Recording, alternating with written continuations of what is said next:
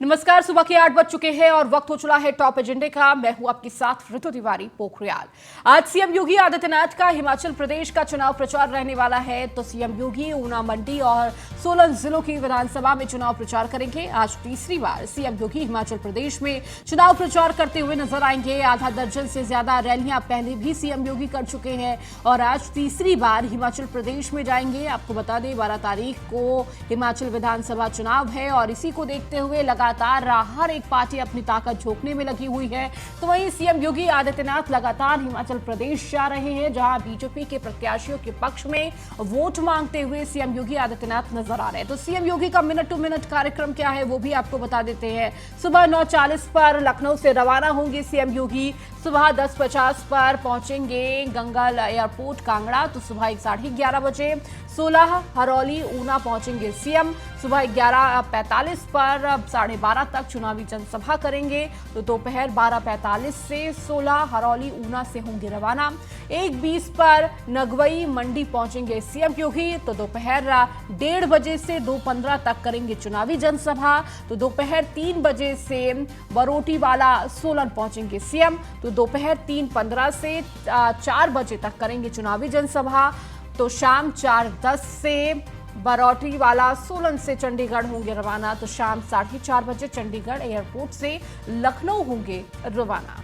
तो minute to minute क्या कुछ पूरा कार्यक्रम है सीएम योगी आदित्यनाथ का, वो भी आपको बता रहे हैं। तो बेहद महत्वपूर्ण लगातार ये चुनावी प्रचार सीएम योगी आदित्यनाथ का।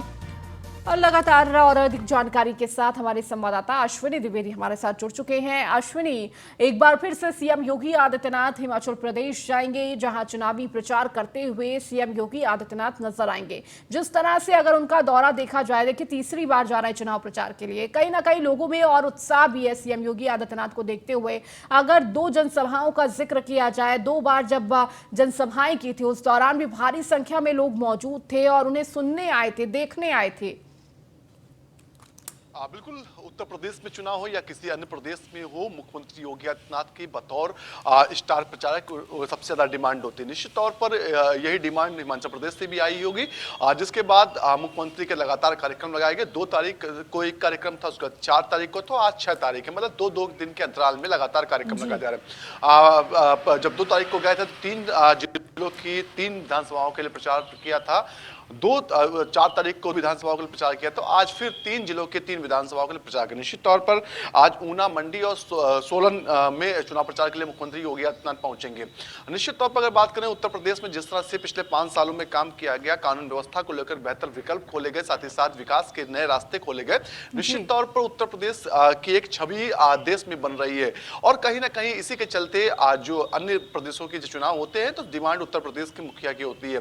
निश्चित तौर पर अगर बात इससे पहले भी देखा गया, पश्चिम बंगाल में चुनाव हुआ, उस दौरान भी चुनाव प्रचार के लिए मुख्यमंत्री योगी आदित्यनाथ के कई कार्यक्रम लगाए गए थे। पीएम मोदी के बाद अगर किसी नेता की इस समय भारतीय जनता पार्टी में सबसे ज्यादा डिमांड होती है, वो तो मुख्यमंत्री योगी आदित्यनाथ है और जिसका फायदा भी मिलता है। जो अगर पश्चिम बंगाल की बात करें, पश्चिम बंगाल जब चुनाव हुए थे, जिन सीटों पर मुख्यमंत्री योगी आदित्यनाथ ने चुनाव प्रचार किया था, लमसम 80% सीटें जो है भारतीय जनता पार्टी खाते में आई थी। यही वजह है कि भारतीय जनता पार्टी के जो लोकल लीडरशिप होती है, वो लगातार डिमांड करती है कि मुख्यमंत्री योगी आदित्यनाथ को उनके यहाँ प्रचार के लिए भेजा जाए, क्योंकि उनका स्पष्ट बोलने का तरीका लोग सुनना पसंद करते हैं उसको। एक पीठाधीश्वर, एक पीठ के पीठाधीश्वर हैं। उसके अलावा बात करें, स्वच्छ एक हिंदुत्ववादी छवि के नेता हैं। साथ ही साथ जिस तरीके से वो राजनीति में है, उसके बावजूद भी उन पर कोई भी भ्रष्टाचार का आरोप नहीं लगा। तो ये तमाम चीजें हैं जो कहीं ना कहीं लोगों को आकर्षित करती हैं। और जब किसी भी प्रदेश में वो चुनाव प्रचार के लिए जाते हैं तो उत्तर प्रदेश में किस तरह से काम हो रहा है, डबल इंजन की जो सरकार है वो क्या कर रही, इसका बाकायदा बखान करते हैं और कहीं ना कहीं इसका असर वहां की जनता पर पड़ता है। निश्चित तौर पर उत्तर प्रदेश में अगर बात करें, पिछले 5 सालों में कानून व्यवस्था को लेकर माफिया राज को, गुंडा राज को जिस तरीके से खत्म किया गया, ये हर एक प्रदेश के हर जनता की डिमांड होती है कि उसके यहाँ जो क्राइम है, जो कानून व्यवस्था है वो बेहतर रहे, क्योंकि सबसे प्राथमिकता होती है इस चीज से हर किसी को जूझना पड़ता है। अगर कानून व्यवस्था किसी प्रदेश की बेहतर नहीं है, तो निश्चित तौर पर वहां की जनता को इसकी समस्या का सामना करना पड़ता है। निश्चित तौर पर देखा गया कि उत्तर प्रदेश में कानून व्यवस्था को लेकर बेहतर काम किया गया और इसकी सराहना दूसरे राज्य भी लगातार करते हैं। जिस तरह से बुलडोजर का जिक्र होता है इस समय, तो ये कि अपराधी अगर अपराध करते हैं तो बुलडोजर उन पर गरजता है। इसका जिक्र देखा गया खुले मंच से, चाहे वो शिवराज सिंह चौहान हो, वो करते रहते हैं कि कहते हैं अगर उनके यहाँ भी अगर कोई भी अब अपराधी अपराध करेगा और उसके बाद उस पर कार्रवाई के रूप में उसकी संपत्ति जब्त की जाएगी, उस पर बुलडोजर चलेगा। निश्चित तौर पर कहीं ना कहीं एक रोड मैप उत्तर प्रदेश ने तमाम प्रदेशों को दिया। निश्चित तौर पर आज मुख्यमंत्री का बेहद जरूरी कार्यक्रम है जिसमें वो हिमाचल प्रदेश पहुंचेंगे। 9:40 से लखनऊ के लिए रवाना होंगे और लमसम 9 साढ़े 9 घंटे का ये पूरा कार्यक्रम है जिसमें वो सम्मिलित होंगे। निश्चित तौर पर मुख्यमंत्री योगी आदित्यनाथ लगातार 2 रैलियां कर चुके हैं, 2 दिन जा चुके हैं। आज एक बार फिर मुख्यमंत्री योगी आदित्यनाथ हिमाचल प्रदेश पहुंचेंगे। जी ठीक है अश्विनी, आप लगातार जुड़े रहिए हमारे साथ, और भी खबरों पर आपसे अपडेट लेंगे।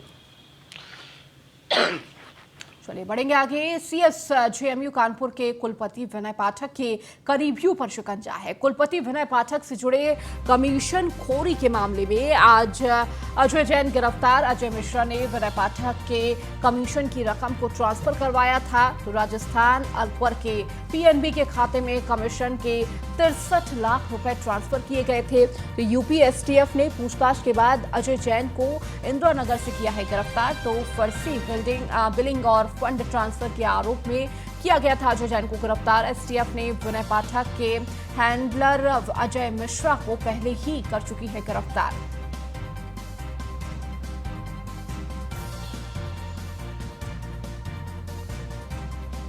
तो फर्जी बिलिंग और फंड ट्रांसफर के आरोप में अजय जैन को गिरफ्तार किया गया। तो और ज्यादा जानकारी के साथ अश्विनी लगातार जुड़े हुए हैं। अश्विनी, सीएस जेएमयू कानपुर के कुलपति विनय पाठक की करीबियों पर देखिए लगातार शिकंजा कसा जा रहा है और एसटीएफ अपनी कार्रवाई लगातार कर रही है और गिरफ्तारियों का दौर भी शुरू हो चुका है। बिल्कुल विनय पाठक जो केजीएमयू माफ कीजिएगा कानपुर विश्वविद्यालय के समय वीसी हैं, उन पर लगातार एसटीएफ का शिकंजा कसता जा रहा है। उन पर आरोप है कि आगरा जो वीसी रहते हुए उन्होंने तमाम तरह के भ्रष्टाचार किए। लखनऊ के एक व्यापारी हैं, उन्होंने बाकायदा शिकायत की थी, उसके बाद एफआईआर दर्ज होती है। उन्होंने शिकायत में कहा था कि वो जो विनय पाठक हैं वो कमीशन मांग रहे हैं भुगतान के एवज में। निश्चित तौर पर उसके बाद जांच शुरू हुई है। जांच में एसटीएफ को नए नए खुलासे लगातार हो रहे हैं। निश्चित तौर पर अब तक बात करें तो अब तक जो विनय पाठक उनके करीबी अजय मिश्रा को गिरफ्तार किया जा चुका है। साथ ही साथ जो एक अन्य व्यक्ति है अजय जैन जो कि हैंडलर के रूप में काम कर रहा था विनय पाठक के, उसको भी गिरफ्तार किया गया। निश्चित तौर पर फर्जी बिलिंग को लेकर के गिरफ्तारी हुई। पहले पूछताछ के लिए एसटीएफ ने अजय जैन को बुलाया था और उसके बाद जब पूछताछ हुई, पूछताछ में कई राज के खुले, उसके बाद एसटीएफ ने अजय जैन को भी गिरफ्तार कर लिया। निश्चित तौर पर विनय पाठक का जो कहीं ना कहीं लगातार एसटीएफ का शिकंजा कसता जा रहा है, उसके करीबियों पर लगातार जो है एसटीएफ की नजर है। साथ ही साथ सूत्रों से जानकारी हो रही है कि 2 अन्य महिलाएं भी हैं जो विनय पाठक के करीबी थी, जिनके खातों में भी ट्रांजैक्शन हुआ था कमीशन का, उनको लेकर के भी कार्रवाई हो सकती है। निश्चित तौर पर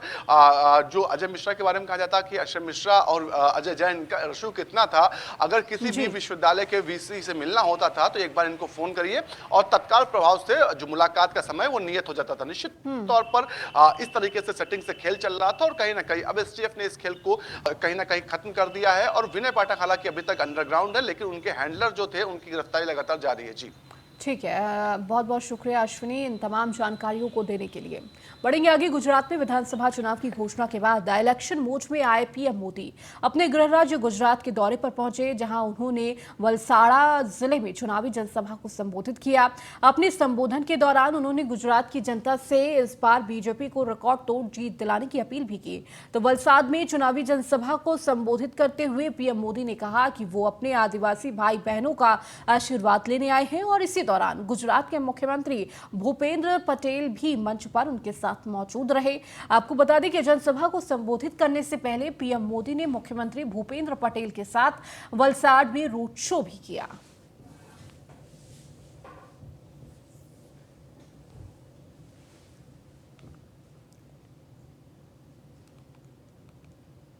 वहीं आज हिमाचल के रण में कूदेंगी महासचिव प्रियंका गांधी। तो ऊना में कांग्रेस की परिवर्तन प्रतिज्ञा रैली को करेंगे संबोधित। छत्तीसगढ़ के सीएम भूपेश बघेल भी रहेंगे इस दौरान मौजूद। तो वहीं कांग्रेस प्रदेश प्रभारी राजीव शुक्ला भी इस दौरान मौजूद होंगे।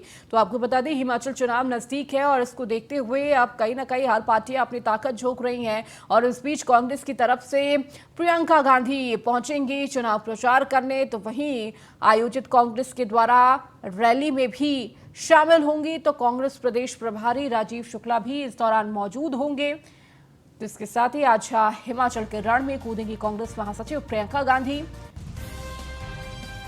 तो ऊना में कांग्रेस की परिवर्तन प्रतिज्ञा रैली को संबोधित करती हुई प्रियंका गांधी नजर आएंगी। तो कहीं ना कहीं हिमाचल में गरजती हुई प्रियंका गांधी नजर आएंगी। छत्तीसगढ़ के मुख्यमंत्री भूपेश बघेल भी इस दौरान इस रैली में मौजूद होंगे। तो कांग्रेस के प्रदेश प्रभारी राजीव शुक्ला भी इस दौरान मौजूद होंगे।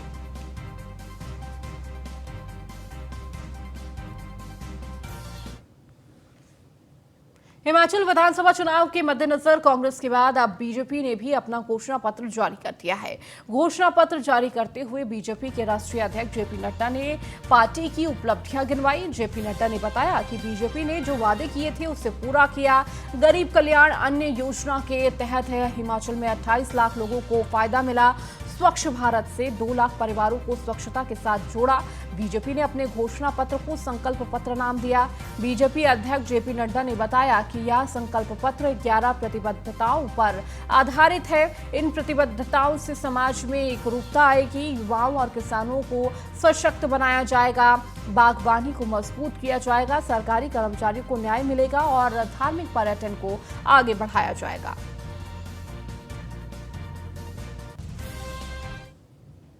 गवर्नमेंट की बात करें तो हमारे ध्यान में आता है कि गरीब कल्याण अन्न योजना के तहत हमने कहा नहीं था कि हम लोगों को 2 वक्त की रोटी की मुयस्सर करेंगे, लेकिन हिमाचल प्रदेश में लगभग 28 लाख लोगों परिवारों को हमने प्रधानमंत्री गरीब कल्याण अन्न योजना के साथ जोड़ा। अगर हम बात करें स्वच्छ भारत की तो हमारे ध्यान में आता है कि लगभग 1-2 लाख परिवारों को हमने स्वच्छता के साथ जोड़ा, इज्जत घर देने का प्रयास हुआ। अगर हम बात करें आवास योजना की तो मैं बार बार कहता हूं, कल प्रधानमंत्री जी ने भी आंकड़े बता करके बताए थे आपके सामने। आज हम हजारों की संख्या में प्रधानमंत्री आवास योजना में लोगों को पक्के घर दे। हिमाचल विधानसभा चुनाव को लेकर तमाम पार्टियां अपनी तैयारियों में जुटी हुई है। तो बीजेपी के बड़े चेहरे भी हिमाचल का दौरा कर जीत की जमीन तैयार करने में जुटे हुए हैं। और इसी बीच केंद्रीय मंत्री अमित शाह हिमाचल प्रदेश के दौरे पर पहुंचे, जहां उन्होंने नगरोटा विधानसभा क्षेत्र में चुनावी जनसभा को संबोधित किया। अपने संबोधन के दौरान उन्होंने केंद्र और राज्य सरकार की उपलब्धियां गिनवाते हुए एक बार फिर से बीजेपी की जीत का दावा किया। साथ ही कांग्रेस पर जमकर निशाना भी साधा। उन्होंने कांग्रेस के घोषणा पत्र पर तंज कसते हुए कहा कि कांग्रेस की गारंटी पर कोई विश्वास नहीं करेगा, क्योंकि गारंटी उन्हीं लोगों की मानी जाती है जिनका कोई ना कोई रिकॉर्ड होता है।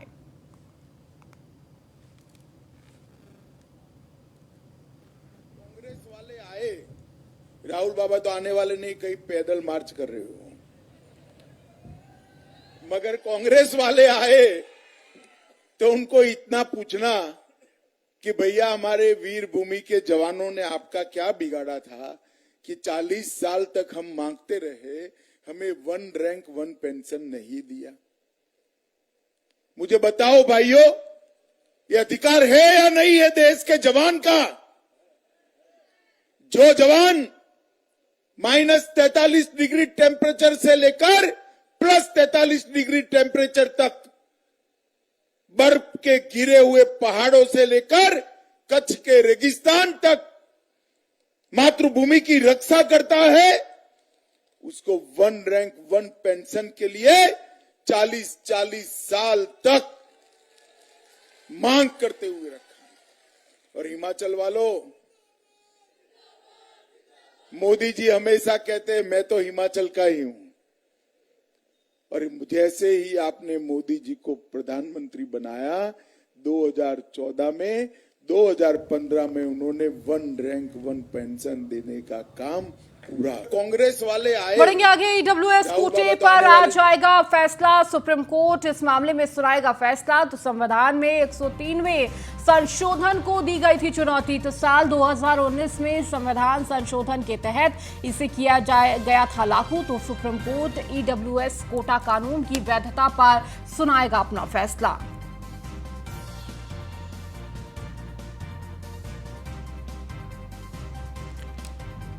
तो आपको बता दें कि ईडब्ल्यूएस कोटा कानून की वैधता पर आज बड़ा फैसला आ सकता है।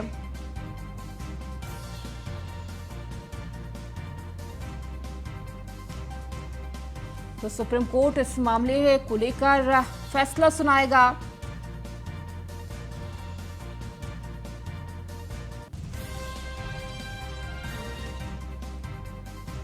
तो आज सुप्रीम कोर्ट पर सबकी नजर। तो 103वें संवैधानिक संशोधन की वैधता तय करने का वाला सुप्रीम कोर्ट का फैसला आ जाना संभव माना जा रहा है।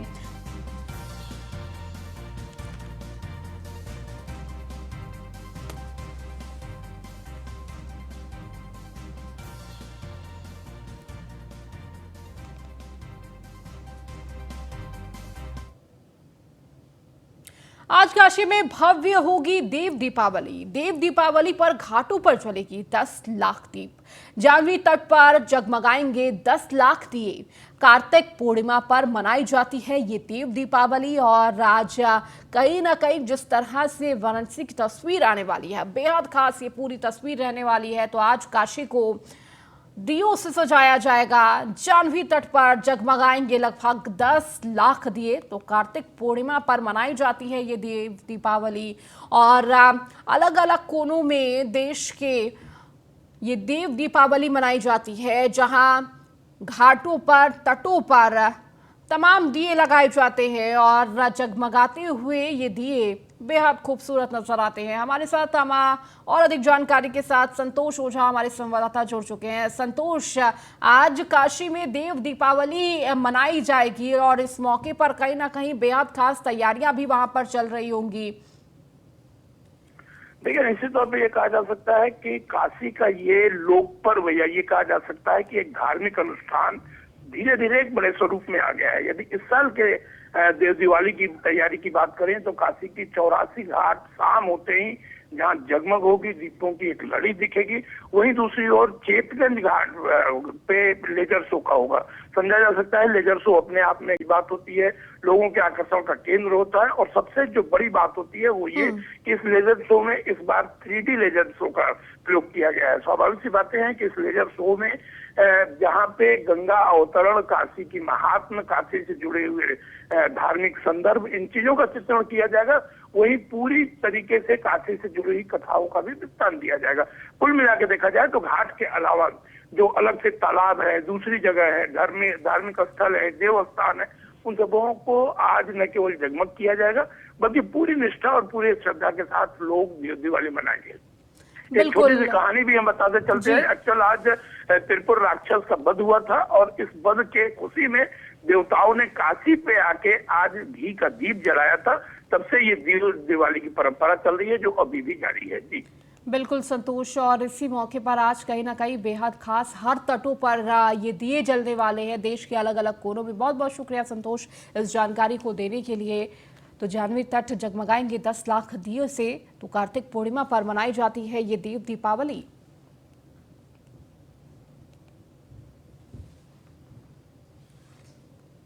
हर साल की भांति इस बार भी अयोध्या की तर्ज पर मथुरा के यमुना घाटों पर देव दीपावली महोत्सव के मौके पर दीपदान का भव्य आयोजन किया जाएगा। यह आयोजन आज किया जाएगा, जिसमें मां यमुना के सभी 25 घाटों पर 5 लाख का दीपक जलाए जाएंगे। जिला प्रशासन ने इसकी सभी तैयारियां भी पूरी कर ली है। जिलाधिकारी पुलकित खरे और वरिष्ठ पुलिस अधीक्षक अभिषेक यादव, नगर आयुक्त अनुनय झा ने यमुना के सभी घाटों का निरीक्षण किया। तो वहीं यमुना नदी की साफ सफाई है का भी जायजा लिया।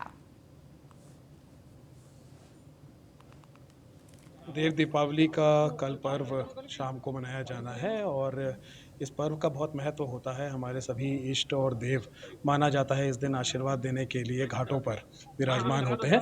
इसको लेके कल बैठक भी करी गई थी और कई संस्थाओं को इससे जोड़ा गया है, कई प्रबुद्ध जनों को यहाँ जोड़ा गया है, स्कूली बच्चों को इस जोड़ा गया है। और ये जो 25 घाट हैं मथुरा के, आज उनका भौतिक निरीक्षण भी करा गया। इन घाटों को कैसे बेहतर बनाया जा सकता है, देव दीपावली के दिन सुंदर इसमें साज सज्जा हो और देव दीपावली के बाद भी कई घाट ऐसे हैं जिनकी मरम्मत की आवश्यकता है, कई घाट ऐसे हैं जहाँ पे घाट अभी टूट फूट गए हैं, लाइटिंग की व्यवस्था बेहतर करी जा सकती है। कंस किला भी पड़ता है इन्हीं घाटों के अंत में, और भी कई ऐसे सुंदर मंदिर पड़ते हैं जिनका पुनर्निर्माण और जीर्णोद्धार की आवश्यकता है। तो वो मंदिर भी आज आइडेंटिफाई करे गए कि कौन कौन से मंदिर इन घाटों में पड़ते हैं जिनको बेहतर बनाया जा सकता है, जिनकी लाइटिंग की परमानेंट व्यवस्था करी जा सकती है। तो उन दोनों के मद्देनज़र आज ये निरीक्षण करा गया कि देव दीपावली का पर्व भी बेहतर हो। हम लोग प्रयास कर रहे हैं कि 5 लाख दिए इन घाटों पे कल देव दीपावली के दिन सुसज्जित हो और देव दीपावली के बाद भी इन घाटों को परमानेंट रूप से कैसे बेहतर बनाया जाए उसको लेके निरीक्षण करा गया। मुख्यमंत्री के आगमन का भी प्रयास लगाया जा रहा है सर, क्या कुछ संभावित है? माननीय मुख्यमंत्री जी के कार्यालय से अभी कोई लिखित अनुमति नहीं मिली है, लिखित प्रोग्राम भी नहीं मिला है। संभावित अवश्य है। गया देव दिवाली मंदिरों में बनती थी या हमारे बरसामघाट के बराबर बरसामघाट और रायघाट पे बनती थी। तो जब अयोध्या में इतनी भव्य दीपावली हो रही है और काशी में तो परंपरा से बहुत बड़ी देव दीपावली की तैयारियां होती हैं, तो प्रशासन से प्रयास किया गया तो शुरुआत अच्छी हुई, लेकिन बीच में 2 साल कोरोना कैसे निकल गए कि जितनी भव्यता से शुरुआत हुई वो इतनी लोगों को नहीं जोड़ पाए। अब के डीएम साहब से आग्रह किया गया है कि ये परंपरा चल रही है तो उन्होंने का निश्चित रूप से हम कितना अच्छा और कर सकते हैं वो हम इसको करेंगे। उसी भावना से उन्होंने सिटी मजिस्ट्रेट साहब से बैठक कराई, फिर कल स्वयं उन्होंने बैठक ली, कल अधिकारियों ने निरीक्षण किया, स्वयं निरीक्षण करने आए हैं। तो निश्चित रूप से पहले से बहुत अच्छा होगा। विगत 5 वर्ष से इस उत्सव को बढ़ाएंगे। और अब खबर कुशीनगर से, जहां आटा चक्की फटने से बड़ा हादसा, एक की मौत, 5 लोग गंभीर रूप से घायल, अस्पताल में भर्ती कराया गया है। तो आटा चक्की के ट्रायल के दौरान हुआ ये बड़ा हादसा। पडरौना कोतवाली के मनिकौरा गांव का ये पूरा मामला आपको बता रहे हैं, जहां आटा चक्की फटने से एक व्यक्ति की मौत हो गई है तो कई लोग घायल भी हुए हैं। तो आटा चक्की के ट्रायल के दौरान ये बड़ा हादसा हुआ है, तो घायलों को अस्पताल में भर्ती कराया गया है। तो पडरौना कोतवाली के मनिकौरा गांव का ये पूरा मामला। और अधिक जानकारी के साथ डीके यादव हमारे संवाददाता हमारे साथ जुड़ चुके हैं। डीके, क्या कुछ जानकारी इस पूरी घटना को लेकर? जी देखिए, पडरौना कोतवाली क्षेत्र के मनिकौरा गांव का मामला है। देर रात की वहां पे आटा चक्की जो ट्रैक्टर पे लगा के और उसको ट्रायल किया जा रहा था। मनिकौरा गांव का निवासी जो अरविंद नामक व्यक्ति था वो ट्रायल कर रहा था। इसी दौरान ट्रायल देखने के लिए वहां पे लगभग दर्जनों की संख्या में लोग इकट्ठा हुए थे। अचानक जो है कि आटा चक्की का जो है कि पत्थर टूट जाता है, जिसकी वजह से जो है कि खड़ गया और उसके चपेट में एक व्यक्ति आ गया, जिसकी अचानक वही जो है कि मौत हो गई और बाकी लगभग आधा दर्जन लोग हैं अभी वो जो है कि घायल हो गए, जिन्हें आनंद थाने में जिला अस्पताल लेके आ गया, जहाँ पे एक की हालत नाजुक देखते हुए वहाँ पे किसको ने उन्हें मेडिकल कॉलेज रेफर कर दिया है। बाकी तो अन्य 4-5 की संख्या में तो घायल है, उनकी अभी जो है कि हालत ठीक है और उन्हें इलाज के बाद उनके घर वापस कर दिया गया। हालांकि इस मामले को लेकर मौके पर एसडीएम भी पहुंच गए थे और जो प्रधान शिक्षक है वो भी मौके पर पहुंच के जो भी वहाँ पे स्थिति थी वो उससे जो है कि शांत कराया और फिर जो घायल थे उन्हें इलाज के लिए जिला अस्पताल भेजा। जी ठीक है डीके, बहुत बहुत शुक्रिया इस जानकारी को देने के लिए। तो पडरौना कोतवाली के मनिकौरा गांव का ये पूरा मामला आपको बता रहे हैं। बुलंदशहर में जहांगीराबाद कोतवाली क्षेत्र में गरीबों के हिस्से का राशन गोदामों में जमा किया जा रहा है। अवैध रूप से ट्रक में भरकर ले जा रहे सरकारी चावल पर पुलिस और प्रशासनिक अधिकारियों ने छापेमारी कर कार्रवाई की। फिलहाल आपूर्ति निरीक्षक के अज्ञात के खिलाफ मुकदमा दर्ज कराया है। तो वहीं कालाबाजारी कर रहे चावल के अन्य गोदाम को भी सील किया गया है। हालांकि चावल कहां से लाया गया था और इस बात की जांच में पुलिस जुटी हुई है।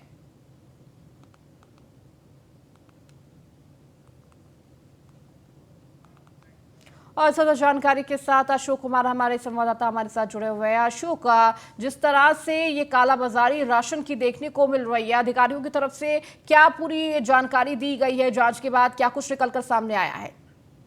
बिल्कुल, आपको बता दूं कि बुलंदशहर के ये जंगराबाद कोतवाली क्षेत्र 2 नवंबर की रात का मामला है, जहाँ तहसीलदार अखिलेश यादव को सूचना मिली थी। मुखबिर की सूचना पे कालेबाजारी करने के लिए भारी मात्रा में राशन का चावल गोदाम में रहा है, जिस पर सूचना पर एक आपूर्ति निरीक्षक को भी बुलाया गया। मौके पर देखा तो भारी मात्रा में गेहूं और चावल बरामद किए गए हैं, जिससे अज्ञात लोगों का मुकदमा दर्ज की जा रही है और गोदाम को सीज कर दिया गया है और जांच की जा रही है कि ये चावल कहां से आया था। सभी तहसील के तमाम जितने भी राशन डीलर हैं उनका स्टॉक चेक किया जा रहा है, क्योंकि भारी मात्रा पर ये चावल बरामद किया गया है। ये कहां से आ रहा था, किस लिए, किस नक्शे के कहां से प्राप्त हो रहा था, और जानकारी जुटाई जा रही है और आगे की कार्रवाई में जुटा है आपूर्ति निरीक्षक। ठीक है, बहुत बहुत शुक्रिया अशोक इस जानकारी को देने के लिए। तो राशन की कालाबाजारी बुलंदशहर में देखने को मिली है।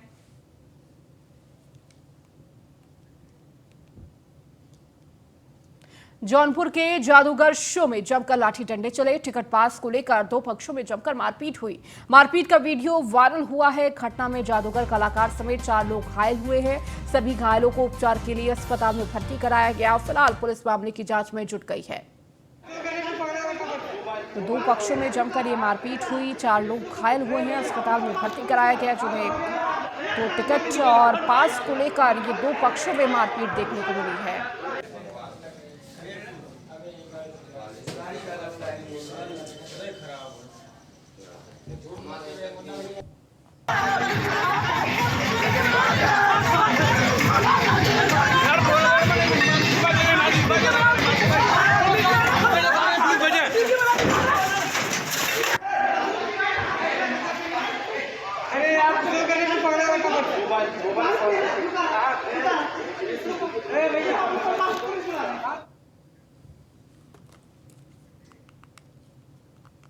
वहीं संत कबीरनगर में 3 दिवसीय 65वीं वैज्ञानिक अनुसंधान और पुलिस फोटोग्राफी प्रतियोगिता में पुलिस टीम को प्रथम स्थान मिला है। आपको बता दें, प्रतियोगिता में जोन के 11 जिलों के पुलिस प्रतिभागियों ने प्रतिभाग किया, जिसमें प्रतियोगिता में इन्वेस्टिगेशन से जुड़े प्रश्नों का आधारित लिखित और मौखिक परीक्षा हुई। वहीं संत कबीरनगर की टीम ने कुल विषयों में 562 अंक पाकर प्रथम स्थान हासिल किया। गोरखपुर की टीम ने 552 अंक प्राप्त कर दूसरा स्थान प्राप्त किया। तो इस बीच समारोह के मुख्य अतिथि एसपी ट्रैफिक महेंद्र पाल सिंह द्वारा उपहार दिया गया।